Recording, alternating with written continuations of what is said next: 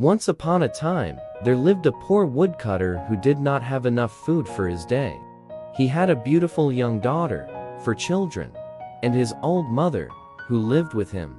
Every day, the woodcutter and his wife sat very sad because they could not feed their children. The woodcutter was a kind-hearted man, who loved birds, animals, and plants so much that if he went into the forest to collect firewood, she would take him to the trees out of mercy, and he would stop, unable to cut them down with the axe.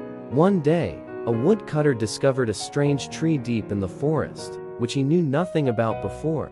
This tree was distinguished by its beautiful green branches and bright flowers. When the woodcutter tried to cut down a tree for daily needs, he felt a kind of sadness and distress in his heart. He doubted how he could harm this natural beauty. The woodcutter decided to protect this unique tree, and began visiting it daily and spending his time next to it. He didn't realize that this tree held a special secret. One day, while the woodcutter was contemplating the beauty of the tree, a strange man wearing bright clothes appeared. He made the woodcutter an offer. "I am the elf of the forest, and I see that your heart is full of compassion. I will grant you 3 wishes as a reward for your good heart."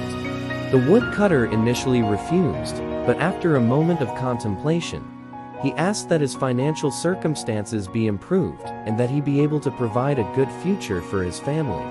The next day, the woodcutter discovered that the space around the tree was now filled with riches, and his family was no longer in want.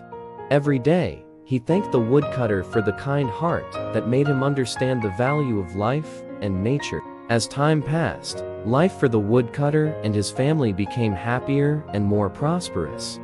He continued to care for and protect the magic tree, and this tree was an inspiration to him and his children.